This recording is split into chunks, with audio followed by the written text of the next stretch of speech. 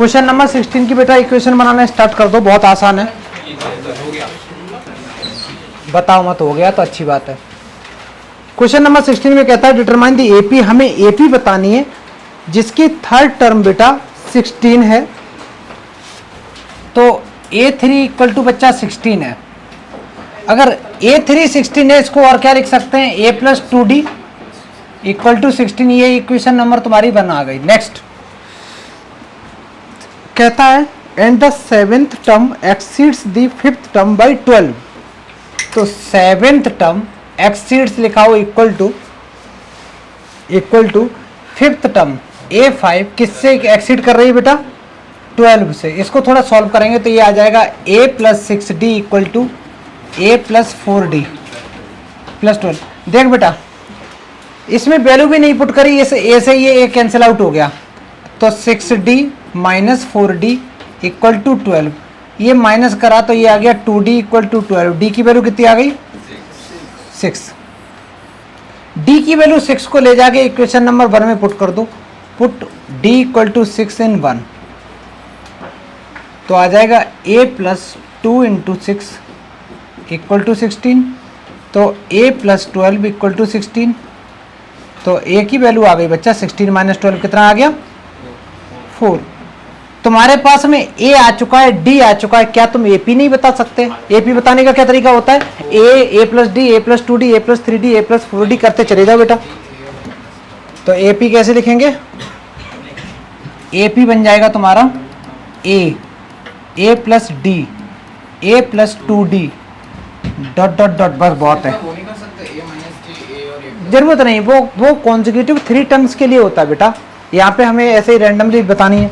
एक कि पहला आ गया 4, दूसरा आ गया 6 10, तीसरा आ गया 16 डॉट डॉट डॉट, खत्म कहानी, ये आंसर आ गया। ठीक है, नेक्स्ट सवाल करो बेटा।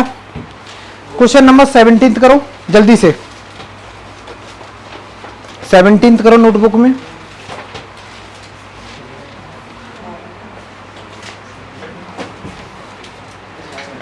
क्वेश्चन नंबर 17 किसी बच्चे ने ट्राई किया हो, हाथ उठाओ बेटा। चलो मेरे को बताओ, ईशान बताएगा।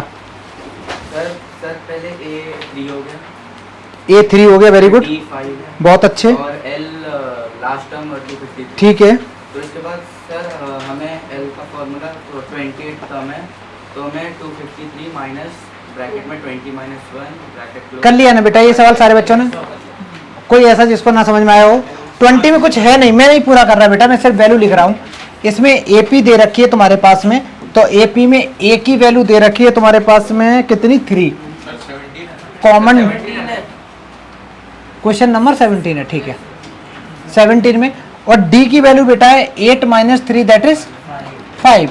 तुम्हारे पास L पहले से पता है 253, सब कुछ तो N की वैल्यू भी पता है। तुमसे बोला है 20 टर्म बताओ, इसकी 20th टर्म बताओ फ्रॉम द लास्ट। तो 20th term from the and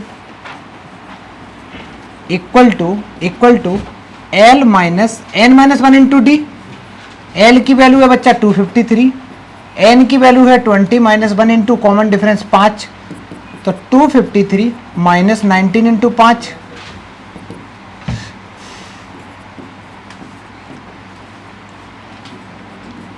कितना आ गया बेटा, पक्का कितना आया बताओ, तुक्का मार रहे हो, सही है, ठीक है बेटा, ये तुम्हारा आंसर आ गया। नेक्स्ट सवाल, नेक्स्ट करो क्वेश्चन नंबर 18th करो, 19th करो, 20th, तीनों किसने कर ली, कोई है? अच्छा 18th करो, जल्दी करो, बताता हूँ। 18th क्वेश्चन में कहता है सम ऑफ 4th और 8th term of an AP is 24। ये कहता है कि दो टर्म का सम, कौन कौन सी, एक है 4th, और जितना मैं लिख रहा हूं बेटा इतना ही लिखना, ज्यादा कुछ नहीं। Let first term FIS RST ऐसे कर करके लंबा लंबा लिख रहे हैं, NUM BRS नंबर्स, कुछ नहीं, शॉर्ट में जितना लिखा रहा हूं इतने फुल मार्क्स मिलते हैं। ठीक है, क्वेश्चन में दे रखा है जैसे 18 है तो तुम डायरेक्ट लिखोगे बेटा A4 प्लस A8, इन दो टर्म का जो सम है वो दे रखा है तुम्हारे पास 24। अच्छी बात है, इसको थोड़ा और सॉल्व करेंगे। कितना बन गया बच्चा? ये a प्लस 3d बन गया, ये a प्लस 7d बन गया इक्वल टू 24। इन दोनों को ऐड किया तो ये 2a plus 10d equal to बन गया बेटा 24। पूरी इक्वेशन को किससे डिवाइड कर सकते हैं छोटू? Very good. तो डिवाइड बाई 2 करेंगे, ये डिवाइड की तो आदत डाल लो, है ना। डिवाइड बाई 2 करेंगे तो ये बन गया a plus 5d equal to 12। Equation number 1 तो यहां से आ गई। खुश हो जाओ थोड़ी देर के लिए, कुछ तो किया। आगे कहता है सम ऑफ 6th और 10th टर्म इज 44। तो 6th term plus 10th term, इन दोनों का जो सम है, सम कितना है? 44 है बेटा। a6 को लिख सकते हैं हम a प्लस 5d, इसको लिख सकते हैं a plus 9d equal to 44। ये बन गया बच्चा 2a plus 14d equal to 44। किससे डिवाइड कर सकते छोटू? तो डिवाइड बाई 2 करो।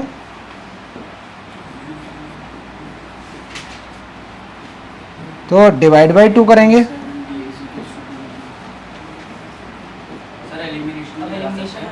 बिल्कुल सही जवाब। 2 इक्वेशन आ गई, 2 अननोन बेटा। एलिमिनेशन मेथड लगाओ, आंसर पाओ। और एलिमिनेशन मेथड भी लगाना बड़ा आसान है इसमें। फर्स्ट इक्वेशन को लिख दो। तुम लोग अपना करो ना, मेरा मन देखो।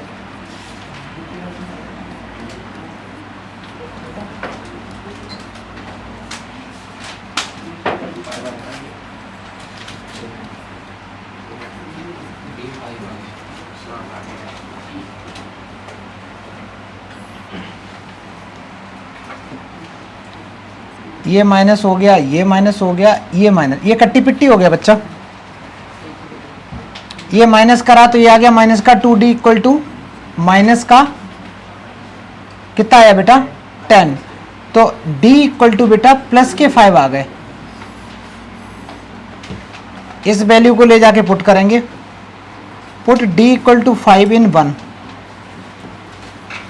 तो a plus 5 into 5 equal to 12। a plus 25 equal to, देखो कैसे कॉपी कर रहे हैं। शर्म नहीं आ रही बेटा तुम लोगों को? अपना करो ना।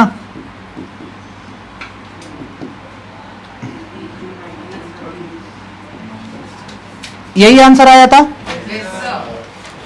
अब मेरे को ये जानना, पूछा क्या था उसने? बोला था find the first 3 terms of the AP. तो फर्स्ट 3 टर्म्स पूछे तो एपी क्या होगी? पहला टर्म बच्चा a होगा, दूसरा a प्लस डी होगा, तीसरा a प्लस 2d होगा। a की वैल्यू है -13, -13 प्लस 5 करेंगे और -13 d की वैल्यू कितनी निकली थी? 5 प्लस 10 करेंगे तो आंसर कितना आ गया बेटा? एक आया -10 और माइनस का 3। आंसर हो गया। ठीक है, जल्दी निपटाओ। हटा दें बेटा, तुम अभी भी कॉपी कर रहे हो। वेरी गुड, लगे पड़े हो। नहीं, बहुत बढ़िया बेटा, जल्दी करो। क्वेश्चन नंबर 20 में, सॉरी क्वेश्चन नंबर 20 में क्या कहता है? 19 में कहता है Subba Rao started work in 1995। Subba Rao जो थे उनने 1995 में बेटा काम करना चालू करा। एनुअल सैलरी उनकी 5,000 रुपये थी। ठीक है, अबे हंसो नहीं, 1995 में ठीक थे यार, सैलरी अच्छी थी, बहुत अच्छी सैलरी थी। And received an increment of 200 रुपये, हर साल उनको मिलते थे 200 रुपये। आजकल तो पिज्ज़ा भी नहीं आएगा। In which year did he his income become 7,000। देखो सुब्बा राव ने जॉब स्टार्ट करी कितने रुपए में? 5,000 में। हर साल कितने कितने बढ़ने लगे उनके? तो पहले साल कमाई 5,000, दूसरी साल 5,200, तीसरी साल 5,400, तीसरी साल 5,600, चौथी साल हो सकता मर गए हो। मतलब सीन ये ऐसे ऐसे इंक्रीमेंट हो रहा। दे रखा, वो मरे नहीं है, वहाँ दे रखा है कि उनकी बताओ कौन से ईयर में, मतलब कितने साल बाद, इन विच ईयर, हाँ ईयर में पूछा है, उनकी सैलरी 7,000 हो जाएगी। ठीक है, तो एक सिंपल सी बेटा ये एपी है, बिल्कुल आसान सी एपी है बेटा, आसान सी एपी है। फिर बोलने लगे ना, हो गया ना तुम्हारा, हो गया ना। क्वेश्चन नंबर 19 में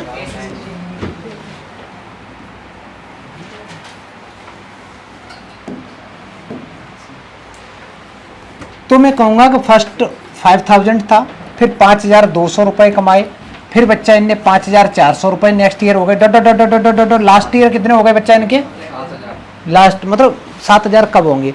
इसमें अगर मैं बोलूँ ये एपी दिख रही है जिसमें फर्स्ट टर्म बेटा 5000 है, कॉमन डिफरेंस तुम्हारा है 5200 में से जब 5000 माइनस करा 200 रुपये आ गया।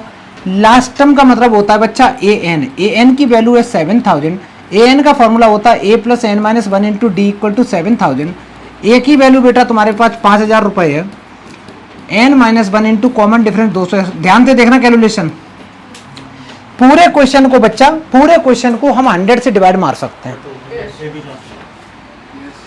तो डिवाइड बाई, किसी बच्चे ने मेरे को बताया कि सर 200 से डिवाइड मार दो, लेकिन 200 से डिवाइड मैं नहीं करना चाहता, क्यों? क्योंकि फ्रैक्शन में आंसर आ जाएगा।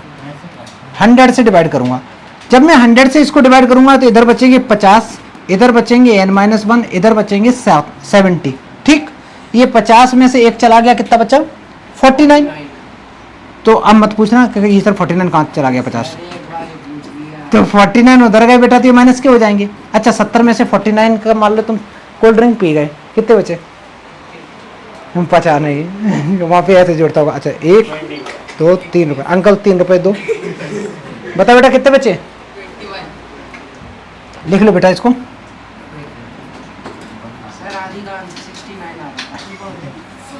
अब एक बात बताओ, क्या बेटा? अरे बड़ा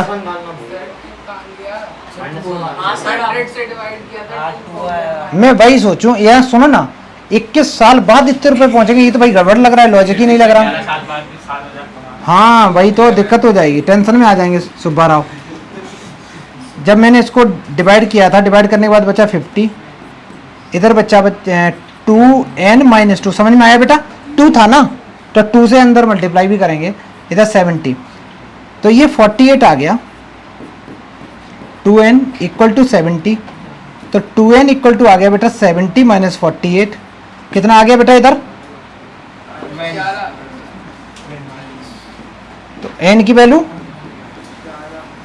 अब तुम लोग देखो बेटा, उन्होंने सबकी n की वैल्यू 11 आई। उन्होंने जॉब स्टार्ट कब करी थी? कौन सी? 1995 में। 11 साल और जोड़ दो, 2006 में, तो लिख दो इन 2016। ठीक, वो सॉरी 2006, आंसर लिख दो बेटा।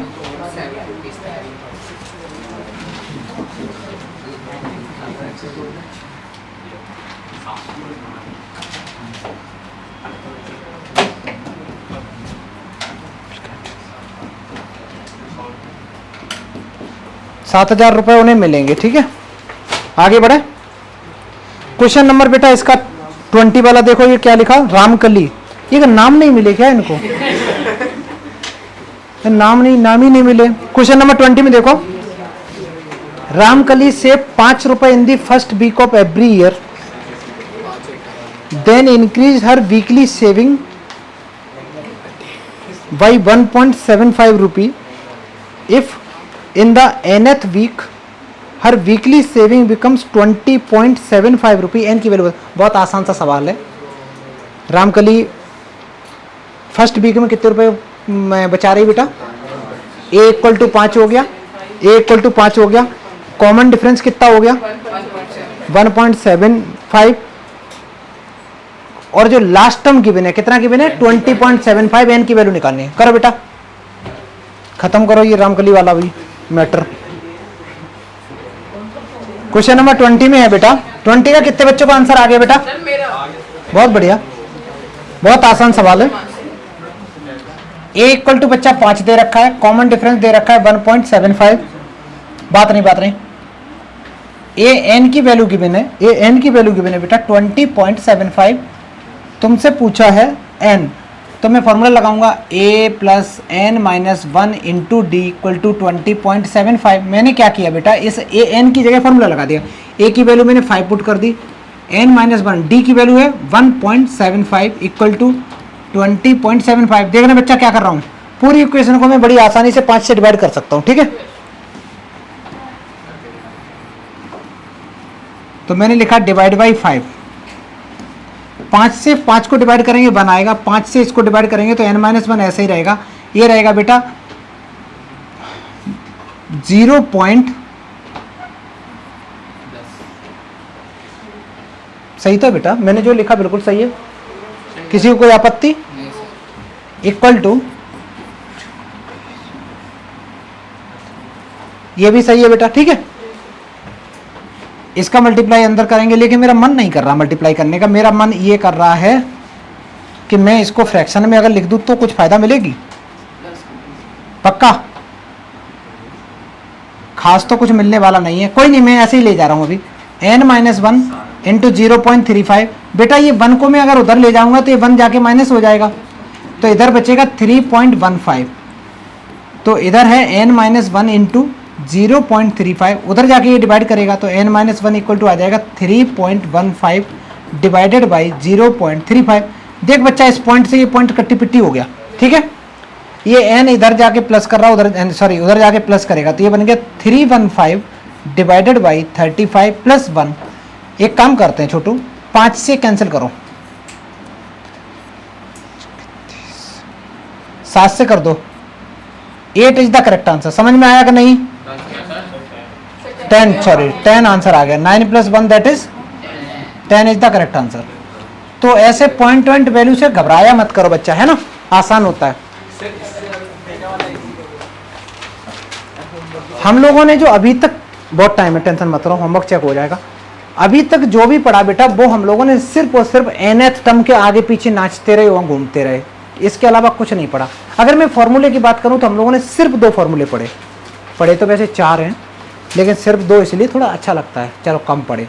एक तो an पढ़ा, an equal to a plus n-1 into D पढ़ा, एक पढ़ा लास्ट टर्म का l minus n-1 into D पढ़ा। 3 कॉन्सिक्यूटिव टर्म्स AP की है तो a minus D, a plus D. अगर 4 टर्म्स इन AP में a minus 3d, a minus D, a plus D, a plus 3d, ठीक है। उसके बाद मतलब नहीं, इतना ज़्यादा तो हम लोगों ने ये पढ़ा। इसके अलावा अगर पहले से ही कहीं अगर तुम्हें an गिवन हो इन टर्म्स ऑफ n, जैसे an इक्वल टू गिवन है 5n + 4, अब मैं बोलूँ कॉमन डिफरेंस निकालो, तो तुम क्या करोगे, एक बार वो n की जगह 1 पुट कर दो, एक बार 2 पुट कर दो, एक बार 3 पुट कर दो, कर दिया तो वहाँ से a आ जाएगा, d आ जाएगा, सब कुछ निकाल लोगे। इस टाइप की चीज़ें करी। वर्ड प्रॉब्लम भी थोड़ी सी करी इसमें। वर्ड प्रॉब्लम से डरना नहीं है, सिर्फ ये जानना है कि पक्का AP भर रही होगी, AP भर रही होगी तो A निकालो, D निकालो, सब कुछ निकालो, काम हो जाएगा, ठीक है। अब इसके बाद में हम लोग करेंगे बेटा सम निकालने वाले क्वेश्चन, कि एक AP दे रखी, उसके टोटल टर्म का सम कितना होगा। जब हम सम निकालते हैं तो इन चीज़ों का तो यूज होगा ही होगा, ठीक है। तो अब पहले इतना कॉपी करो बेटा, फिर हम लोग स्टार्ट करते हैं।